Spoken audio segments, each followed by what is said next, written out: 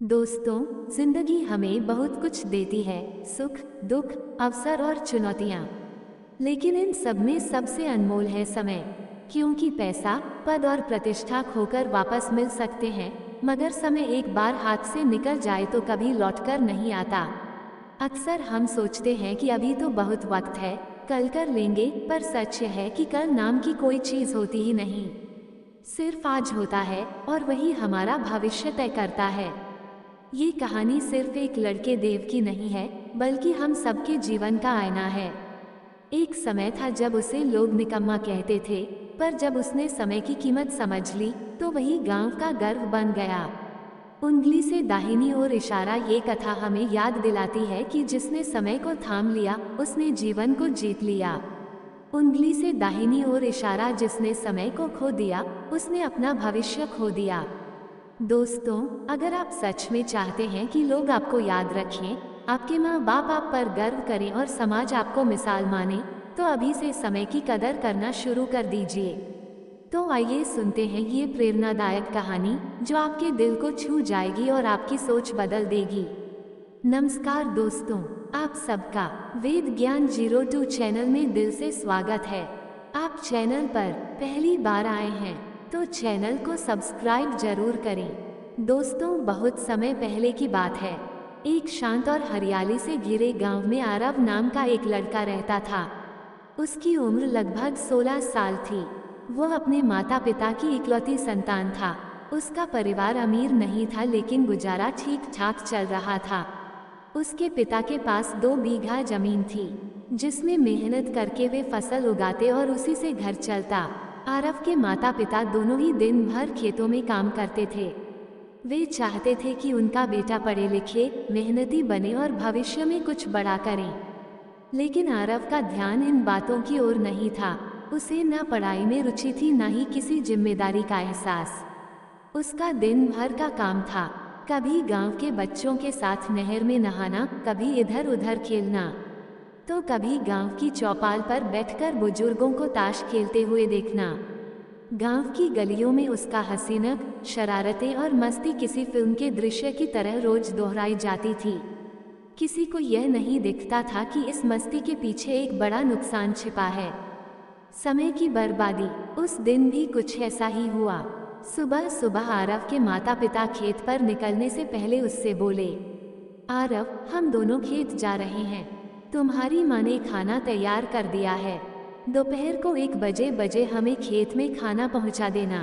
भूख भी लगती है और धूप भी तेज होती है।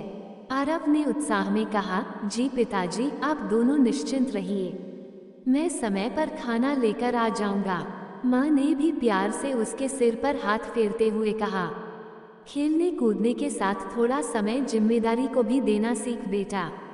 आरव ने मुस्कुराकर सिर हिलाया और जैसे ही माँ बाप खेत की ओर चले, वो फिर अपने रोज के धर्रे में लौट आया। कभी नहर में कूदकर तैरना, कभी मिट्टी से खेलने लग जाना, तो कभी बच्चों के साथ लुका छुपी और गुल्ली डंडा। समय कब बीत गया पता ही नहीं चला। दोपहर के लगभग 2:30 बजे बज चुके थे, जब चौपाल से एक बुजुर्ग किसान अपने हाथ में रोटियों की पोटली लेकर गुजरे। उनके हाथ में खाना देखकर आरव को एकाएक याद आया, अरे, मुझे तो खाना लेकर खेत जाना था। वो हड़बड़ा कर उठा, दौड़ते हुए घर पहुंचा। माँ पहले से रोटियां बांधकर रख चुकी थी। आरव ने पोटली उठाई और दौड़ता हुआ खेत पहुंचा। तेज धूप थी। पसीना पसीना होकर खेत में पहुंचा तो देखा, उसके माता पिता पसीने में भीगे, भूखे, थके मगर बिना शिकायत के काम में लगे हुए थे। आरव को अपनी गलती का अंदाजा हुआ। वह डर रहा था कि माँ पिता डांटेंगे, लेकिन जब उसने खाना दिया तो दोनों ने कुछ नहीं कहा, बस हल्के से मुस्कुराए और पिता ने कहा, बेटा, काम में समय की बहुत कीमत होती है। थोड़ी भी देर कभी कभी बहुत भारी पड़ जाती है। अगली बार समय का ध्यान रखना। आरव ने झुकी नजरों से हाँ कहा, लेकिन मन में फिर भी कोई बड़ा असर नहीं हुआ। उसने इस बात को भी अन्य बातों की तरह हल्के में ले लिया। समय आगे बढ़ता रहा, लेकिन आरव नहीं बदला। उसका रोज का रूटीन वही रहा, ना कोई पढ़ाई, ना खेती में हाथ बटाना, ना किसी जिम्मेदारी का एहसास। माँ बाप चाहते थे कि बेटा कुछ सीखे, मगर वह इकलौता था इसलिए डांटना नहीं चाहते थे। वे डरते थे कि कहीं वह गलत राह पर न चला जाए, गुस्से में घर ना छोड़ दे। इसलिए चुप रहते, सहते और हर दिन उम्मीद करते कि शायद एक दिन समझ आ जाए।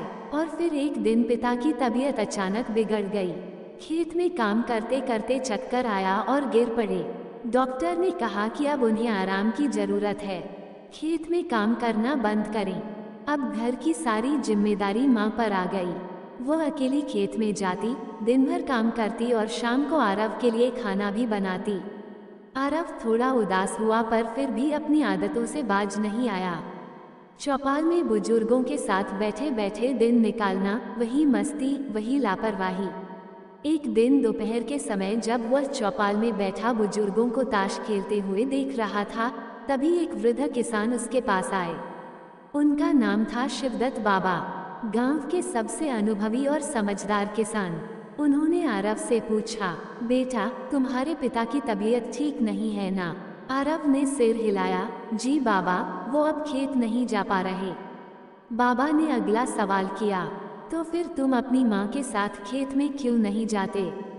धूप में वह अकेली काम कर रही है, अगर वह भी बीमार हो गई तो क्या होगा? आरव थोड़ा चौंका, थोड़ा सोच में डूबा। उसकी नजरों में पहली बार हलचल दिखी। उसने धीरे से कहा, बाबा मुझे काम करना नहीं आता। शिवदत्त बाबा मुस्कुराए और बोले, बेटा कोई भी व्यक्ति काम सीख कर ही सब कुछ करता है। तुमने खेलना, तैरना, पतंग उड़ाना कब सीखा? समय दिया इसीलिए सीख गए। अगर तुम वही समय खेती में लगाते तो आज तुम्हारी माँ के साथ खड़े होते। आरव अब चुप था। बाबा की हर बात उसकी अंतरात्मा को झकझोर रही थी।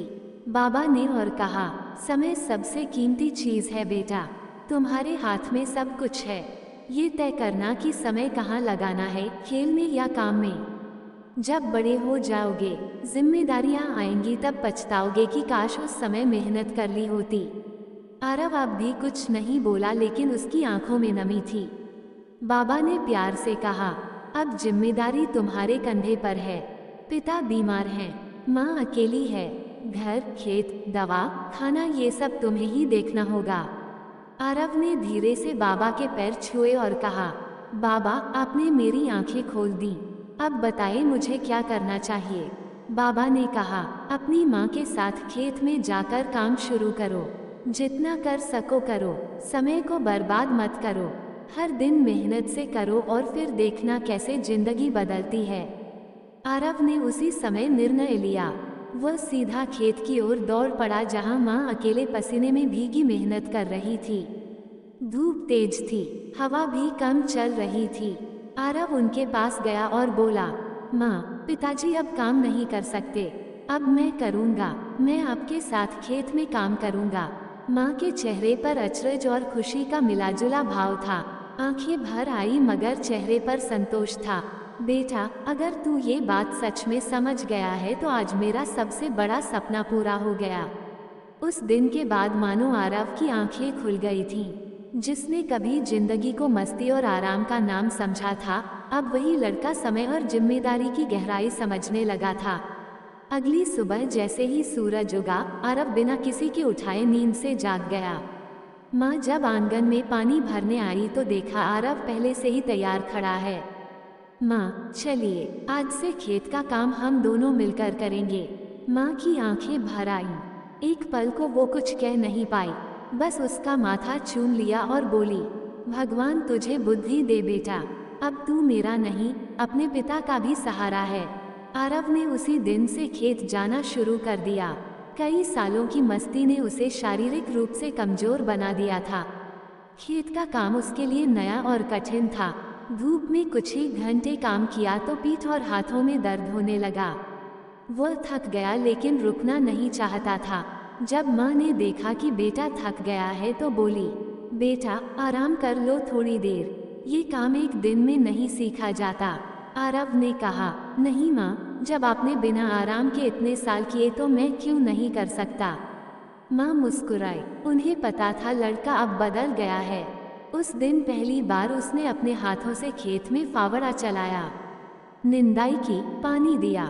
मिट्टी के बीच उसकी मेहनत के पसीने की महक अब उसे सुकून दे रही थी।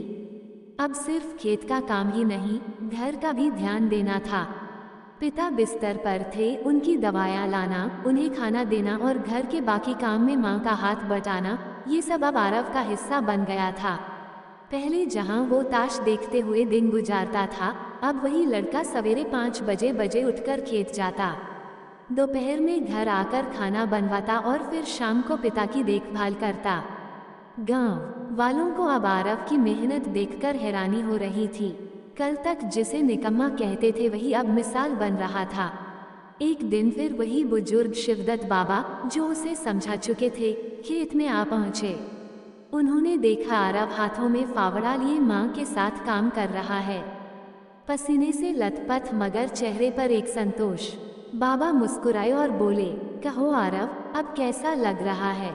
आरव ने मिट्टी भरे हाथ जोड़कर कहा, बाबा, आज पहली बार जिंदगी में सुकून महसूस कर रहा हूँ। अब समझ आया कि वक्त कितना कीमती होता है। जो बात आपने चौपाल पर कही थी वो अब मेरी आत्मा में उतर गई है। बाबा ने उसका कंधा थपथपाया और बोले, बेटा, मेहनत और समय की इज्जत करने वाला कभी असफल नहीं होता। माँ बेटे दिन रात मेहनत कर रहे थे। आरव ने हर काम में हाथ बटाया, चाहे फसल काटनी हो, अनाज मंडी ले जाना हो या गोबर उठाना। कुछ ही महीनों में आरव की मेहनत रंग लाने लगी। खेत की पैदावार अच्छी हुई। जो पैसों की तंगी थी वह कुछ हद तक दूर होने लगी। आरव ने खुद शहर जाकर पिता की दवाइयाँ खरीदी। जब उसने डॉक्टर को पैसे दिए तो एक पल के लिए खुद पर गर्व हुआ। उसने मन ही मन कहा, आज अगर समय की कीमत ना समझी होती तो शायद ये दिन कभी ना आता। धीरे धीरे आरव के पिता की तबीयत भी ठीक होने लगी। अब वे थोड़ी थोड़ी देर चलने लगे थे, बातें करने लगे थे। एक शाम जब आरव ने उन्हें सहारा देकर आंगन में बैठाया तो पिता ने मुस्कुराकर कहा, बेटा, देर से सही पर तू समझ तो गया, यही सबसे बड़ी दौलत है। आरव की आंखों से आंसू बह निकले। उसने अपने पिता के पैरों को छुआ और कहा, अब कभी समय को बर्बाद नहीं करूंगा पिताजी। गांव के लोग अब आरव की मिसाल देते थे। जो पहले कहते थे ये लड़का निकम्मा है, अब कहते थे इससे सीखो वक्त कैसे बदलता है। चौपाल के वही बुजुर्ग जो ताश खेलते थे अब खुद अपने पोतों को कहते थे, आरव जैसा बनो जो समय की कद्र करता है। आरव अब खाली नहीं बैठता था। खेत में काम करने के साथ साथ अब वह नई तकनीकों को भी सीखने लगा, जैसे फसल को कैसे बचाया जाए, पानी कैसे बचाया जाए आदि। माँ पिता उसे देखकर अब हर दिन खुश होते। माँ कहती, मेरा बेटा अब बड़ा हो गया है। अब आरव पूरी तरह से बदल चुका था। जो लड़का कभी नहर में घंटों नहाता था, ताश की बाजी देखा करता था, अब हर सुबह सूरज से पहले जागता, माँ के साथ खेत में जाता, पिता की दवा और देखभाल का पूरा जिम्मा उठाता। खेत की मिट्टी जो कभी उसे बोझ लगती थी, अब वही मिट्टी उसके जीवन की सबसे पवित्र जिम्मेदारी बन चुकी थी। अब हर सुबह जब उसकी माँ किचन में जाती तो आरव पहले से उठकर उसके लिए पानी गर्म करता, खेत के औजार तैयार करता और माँ से पूछता, माँ, आज कौन कौन से हिस्से में काम करेंगे? माँ कभी कभी हंसते हुए कहती, अब तो तू मुझसे पहले सोचने लगा है। आरव ने अब अपने समय को इस तरह बांट लिया था कि हर घंटे का सही इस्तेमाल करता। सुबह खेत का काम, दोपहर पिता के साथ बैठकर बातें करना और रात को अगले दिन की योजना बनाना। जो लड़का पहले कोई बात याद नहीं रखता था, अब एक बार में पिता की दवा का वक्त, माँ की ज़रूरतें और खेत की सारी चीज़ें याद रखता। आरव अब केवल मेहनत नहीं कर रहा था बल्कि काम को समझ भी रहा था। कौन सी फसल किस समय बोनी चाहिए, खाद कब डालनी है, सिंचाई किस ढंग से करनी है, ये सब अब उसे अच्छी तरह समझ में आने लगा था। माँ अगर थक जाती तो वह बिना बोले काम अपने हाथ में ले लेता। गांव वाले भी अब आरव से खेती के सुझाव मांगने लगे थे। लोग कहते, जिसने समय को पहचाना वही आगे बढ़ा। एक दोपहर जब आरव और माँ खेत में काम कर रहे थे तो माँ थककर पेड़ के नीचे बैठ गई। आरव पास आकर बोला, माँ, थोड़ा आराम कर लो, मैं तब तक सिंचाई कर लेता हूँ। माँ ने मुस्कुराकर उसकी ओर देखा और कहा, बेटा, कभी सोचती थी कि तू बस खेलकूद में ही जीवन गुजार देगा, पर आज तू हमें सहारा बन गया है। आरव की आंखें भर आईं। उसने माँ के पांव दबाते हुए कहा, माँ, पहले समझ नहीं पाया था कि वक्त कितना कीमती होता है। जिस दिन समझ आया, उसी दिन से जिंदगी ने मुझे बदल दिया। माँ ने उसे अपने सीने से लगा लिया। उस ममता की गर्मी में जैसे वर्षों की थकान उतर गई। अब आरव के पिता की तबीयत भी सुधर चुकी थी। वे अब घर के आंगन में बैठते और गर्व से अपने बेटे को खेत से लौटते देखते। एक दिन उन्होंने आरव को पास बुलाया और कहा, बेटा, मुझे लगता था कि तू शायद कभी जिम्मेदार नहीं बनेगा, लेकिन तूने साबित कर दिया कि जो समय को समझ ले वो जिंदगी में कभी पीछे नहीं रहता। आरव ने उनके हाथ पकड़कर कहा, पिताजी, आपने और माँ ने मुझे कभी डांटा नहीं। आपने मुझ पर भरोसा किया, शायद उसी भरोसे ने मुझे बदल दिया। पिता की आंखों में संतोष था। जिस बेटे को वे खोते जा रहे थे, अब वही उनका गर्व बन चुका था। अब खेत में सिर्फ माँ और आरव नहीं, बल्कि तीनों, माँ, पिता और बेटा, एक साथ काम करते थे। हर कोई अपनी अपनी ताकत के अनुसार काम करता, लेकिन सबसे बड़ी ताकत थी आपसी समझ और समय की कदर। आरव अब मजाक में भी किसी से यह नहीं कहता था कि कल देखेंगे या फुर्सत में करेंगे। अब उसका एक ही मंत्र था, जो करना है आज और अभी। कल का कोई भरोसा नहीं होता। गांव के युवा जो पहले ताश खेलते और खाली समय बिताते थे, अब आरव से सीखते थे। वह बच्चों को कहता, समय सिर्फ घड़ी में नहीं होता, समय तुम्हारी मुट्ठी में होता है। अगर तुमने उसे कसकर पकड़ा तो वह तुम्हारा साथी बन जाता है, अगर छोड़ दिया तो पछतावा बनकर लौटता है। गांव के बुजुर्ग भी अब उसे आशीर्वाद देते और कहते, बेटा, तू अब केवल अपने माँ बाप का नहीं, इस गांव का भी गौरव है। एक शाम की बात है। काम के बाद तीनों घर लौट रहे थे। आरव बैलों को हाँक रहा था। माँ ने पानी की बाल्टी उठाई थी और पिता छड़ी के सहारे पीछे पीछे चल रहे थे।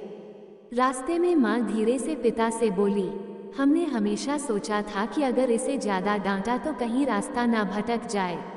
शायद भगवान ने हमारी चुप्पी को भी सुन लिया। पिता बोले, हाँ, देर से सही, लेकिन समझ गया। अब हमारा बेटा कभी नाकामयाब नहीं हो सकता।